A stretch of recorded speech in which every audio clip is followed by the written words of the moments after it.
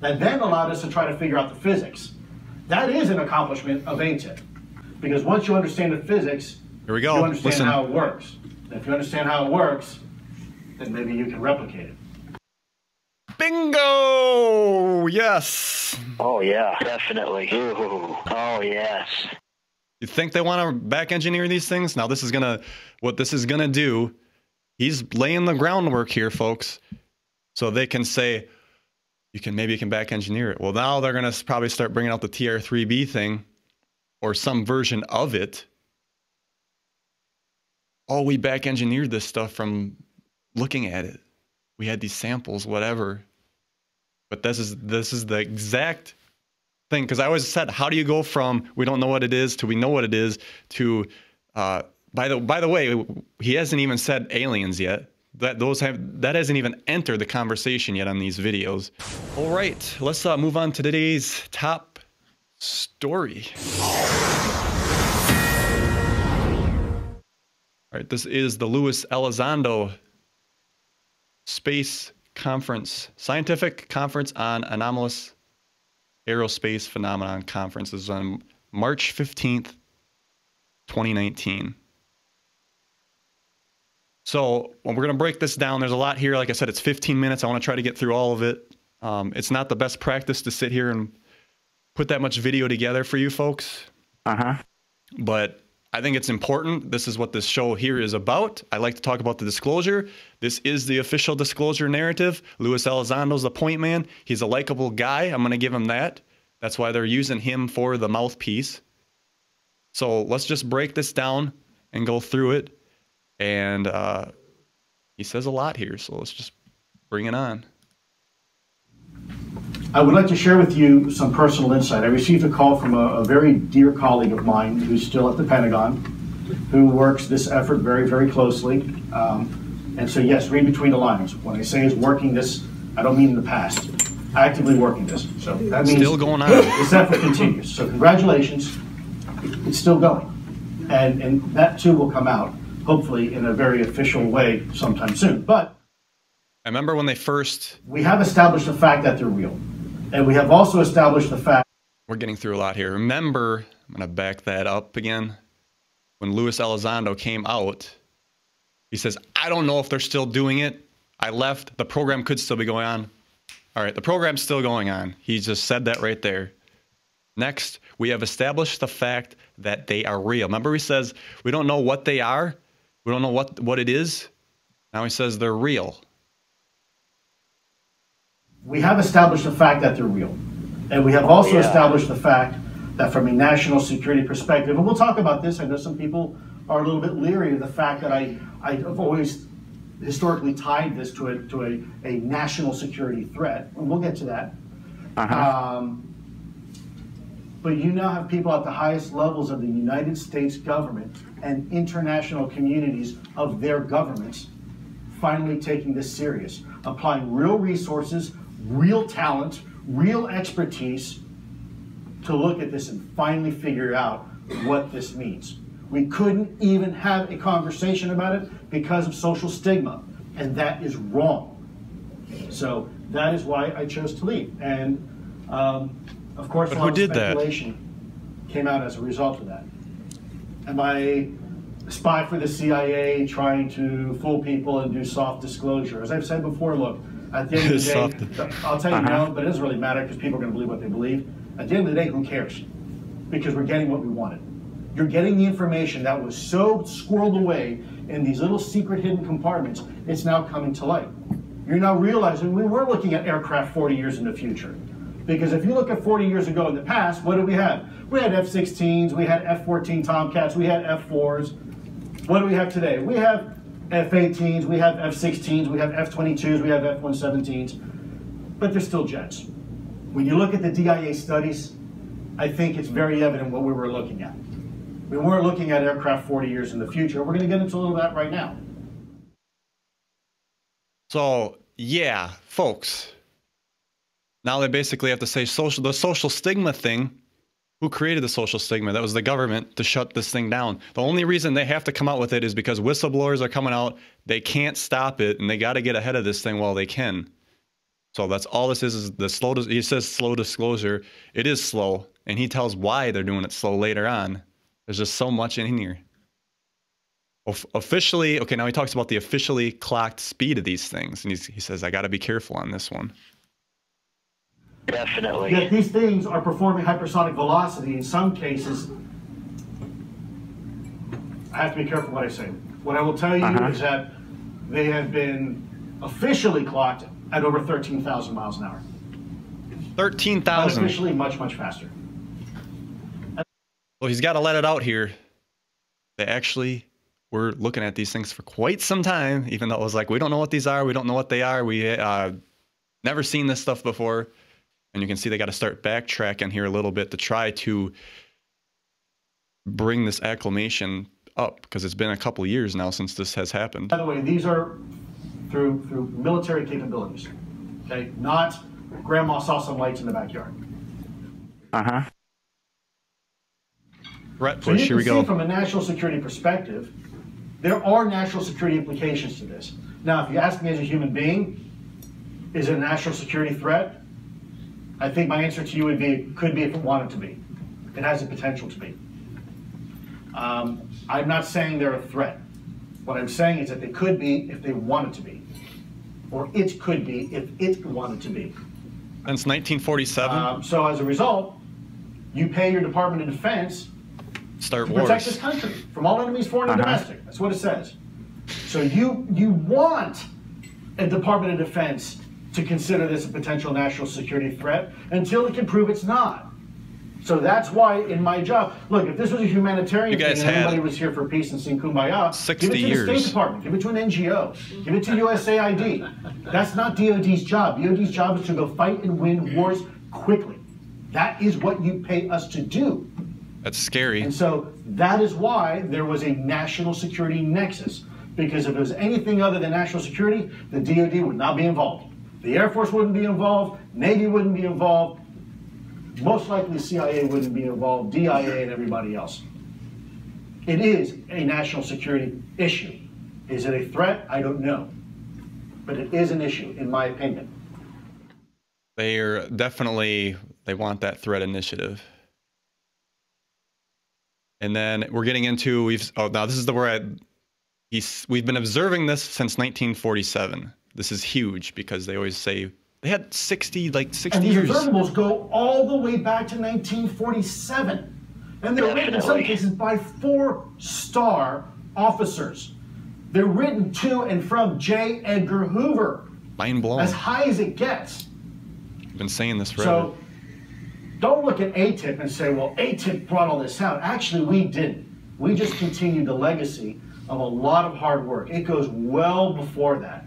We have known about these things for a long time. The only thing ATIP did with the help of folks like Hal was be able to understand that these things fell into a category of observables that then allowed us to try to figure out the physics. That is an accomplishment of ATIP. Because once you understand the physics, here we go. You understand how it works. And if you understand how it works, then maybe you can replicate it.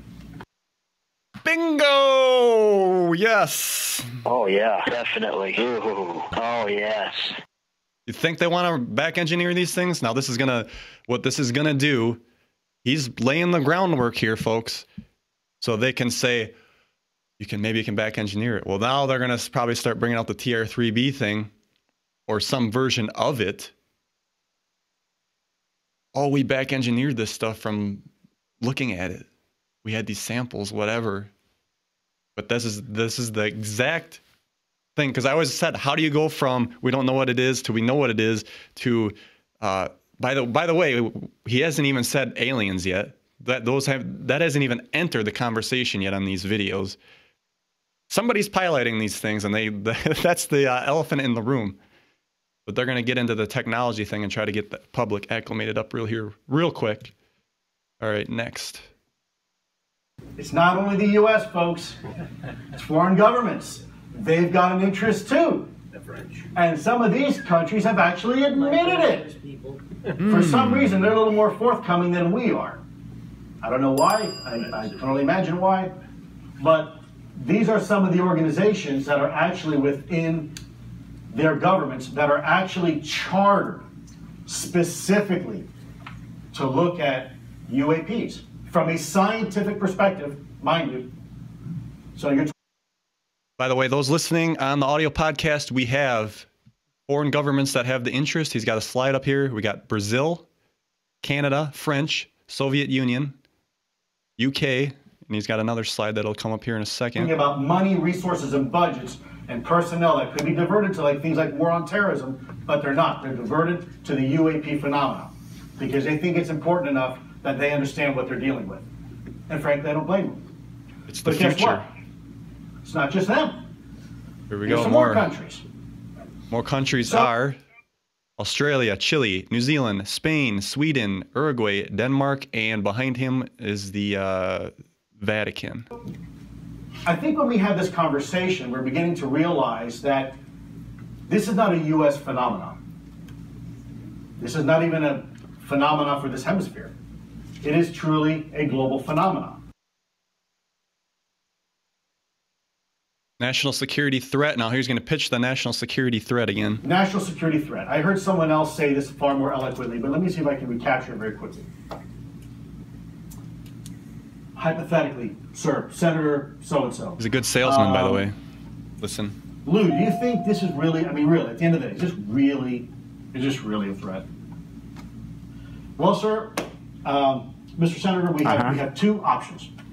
A, we have something coming into our airspace that we have no idea what it is, how it works, and there's not a damn thing we can do about it. And oh, by the way, are you sure about that? Potentially nuclear capabilities over the White House in 2 minutes. Or it's a mass delusion. Everybody is absolutely crazy.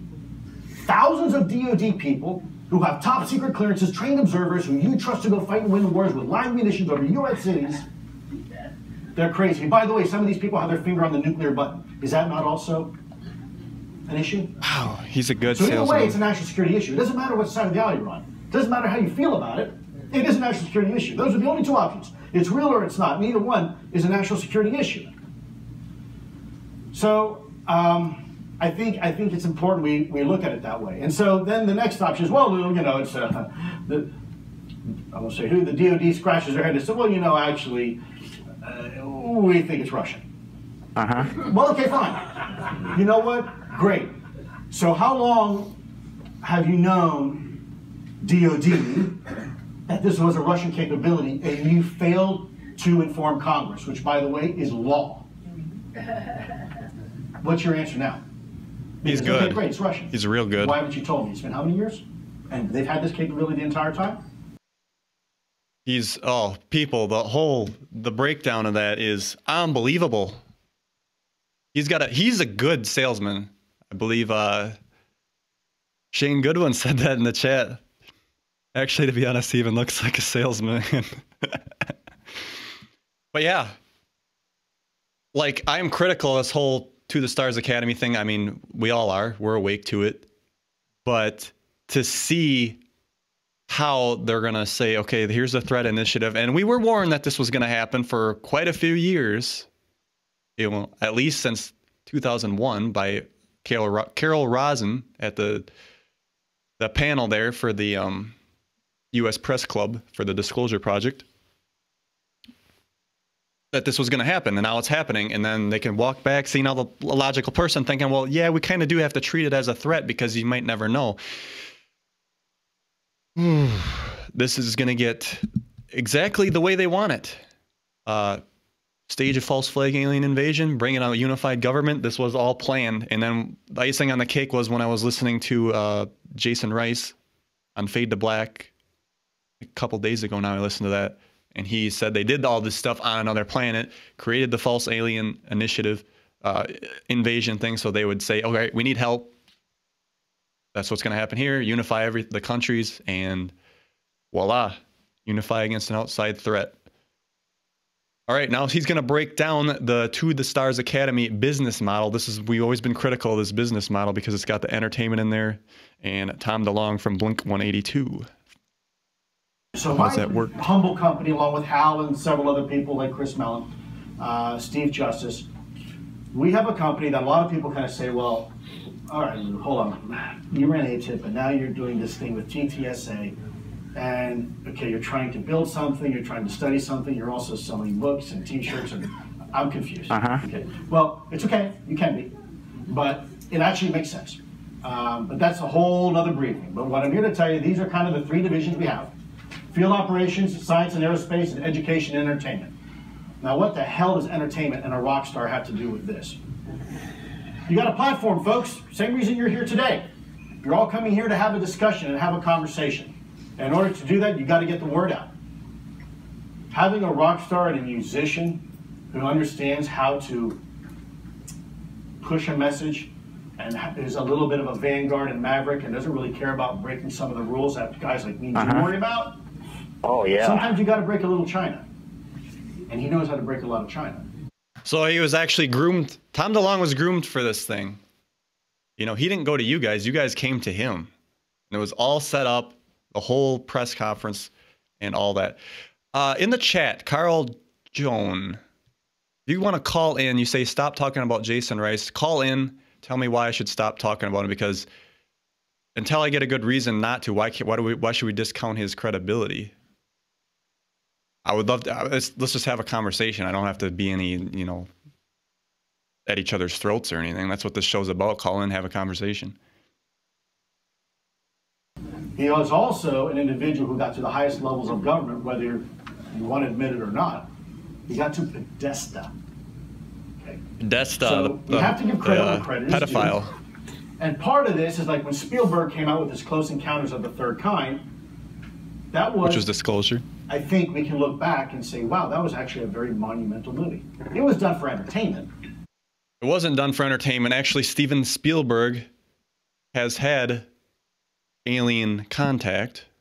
He's had a lot of weird stuff in his house from, these are actually, I can't say secondhand sources, but, you know, people saw it third hand, whatever.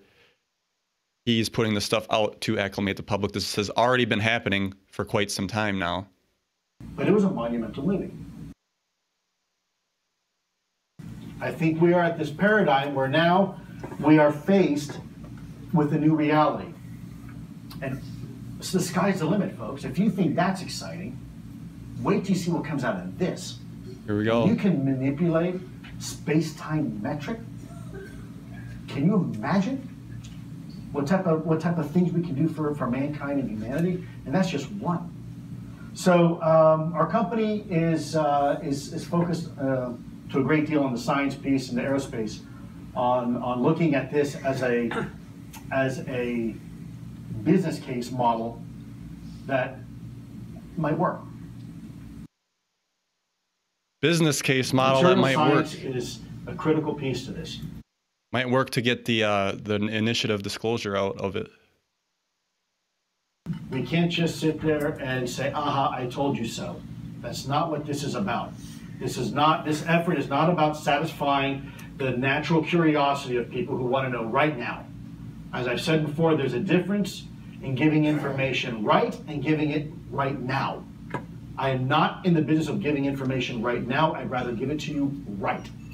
So right. You have to do due diligence. You have to understand what it takes to do the analysis and to respect the scientific methods and to respect the people you're working with in government, whether it be the legislative branch or the executive branch.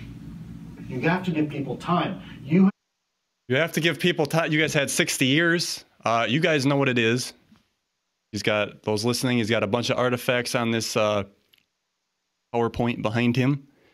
This is the stuff he's going to show in the History Channel documentary that was all censored in the teaser trailers that they put up. But this is all about the average scientist getting acclimated, saying, all right, this stuff's real. We got to check it out. I've steeped many of you in this for decades. Some of these people are learning about this for the very first time. No kidding. They're scratching their heads and say, wait a minute, that's real? That's real. Can you imagine that? So you got to give them time, and then they have to make decisions. Because you can imagine with something like this, there's all sorts of agencies and organizations that have an interest in this. I can't tell you which ones, unfortunately, but you can use your imagination. And it's not just propulsion. There's other organizations that can look at this, you know, and say, let's say from here we go. Let's say from an armor perspective, right? Huge, I put huge. X amount of pounds of armor on a vehicle that slowed me down and weighed me down. What if I didn't have to have armor at all? What if I had a way, excuse me, with certain material where bullets didn't matter anymore? It didn't do anything to me. No effect. So we're taking this step by step. I know people are hungry for information and data. I do believe it's forthcoming, but it has to be done the right way. And by the way, let me caveat that too, because people say, well, it's the right way your way. No, it's not my way. He's It's good. not my way at all. But we have to respect the people that are involved. We have to give them the flexibility and latitude to take this in and start making the right decisions. And you want to always make sure that your executive branch and your legislative branch are duly informed. You don't want one being informed and not the other. Politics aside, I don't care if you're Republican, Democrat, Independent, Tea Party, don't care. The bottom line is when you serve as a government servant like I did, it is our duty and responsibility to inform leadership and the executive branch. Doesn't matter who's in charge. Now, we got about 2 minutes left. I know this is getting long, folks. We'll finish it and wrap up here. But, yeah, Shane in the chat says he's waiting for an asking price. That's pretty good. All right, so now he's going to recap their whole initiative about, when they came back out 2 years ago about this stuff. God, has it been 2 years? Maybe it was a year and a half. That seems like a long time ago. That's why it's weird that nothing's really happened. The New York Times came out and published a story that the program was real. DOD admitted it was real. They said they spent $22 million on it. 3 videos for the first time in U.S. government history were released by the U.S. government through the actual review process on objects that they still say to this day they have no idea what they are. By the way, they were already analyzed. And they said, Lou, we haven't a clue. This is some weird stuff. And by the way, you will see that we even had people from NTSB on camera analyze it. On camera. Same thing. Bingo. Not a clue.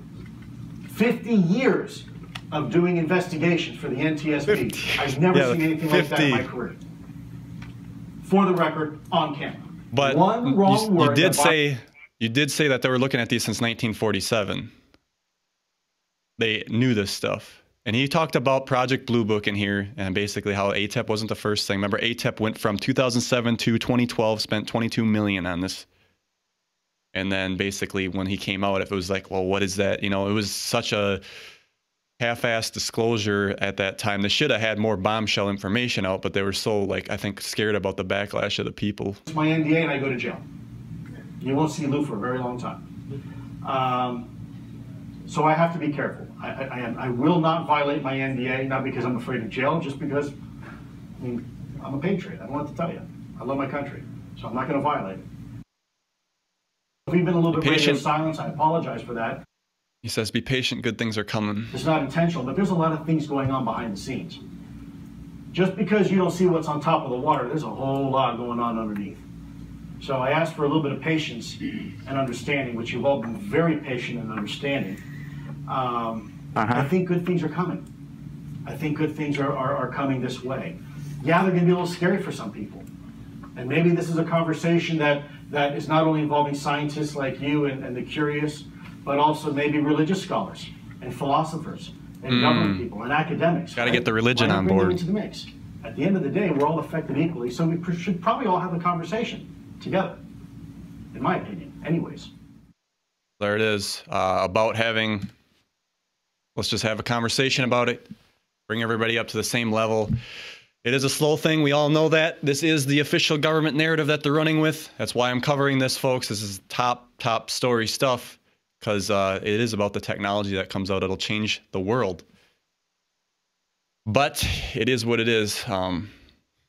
Shane in the chat says, reaching for my wallet. What's in your wallet? Ooh, definitely. Oh, that's crazy stuff. But that is the plan. All right, we will wrap up.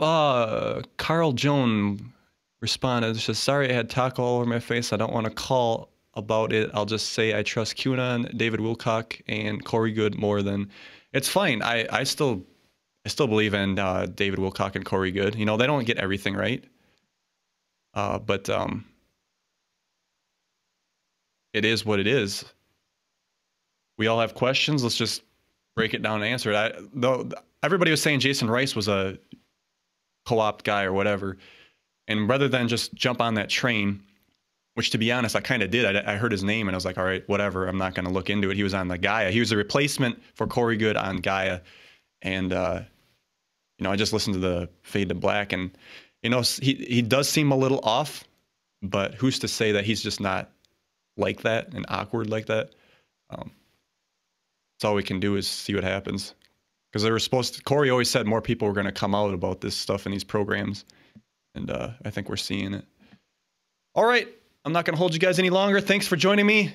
We'll be back next week. Same time, same place. Dan Hohlfeld, out. Bye-bye.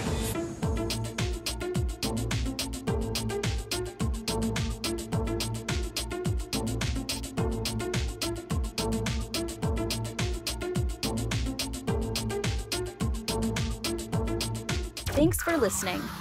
Visit k2d4network.com today.